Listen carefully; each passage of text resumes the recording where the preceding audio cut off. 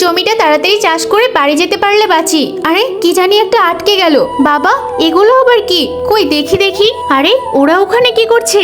বাবু, এগুলো তো সোনার বিস্কুট। আরে ওরা কি সোনার বিস্কুট পেয়েছে নাকি? একবার দেখি তো।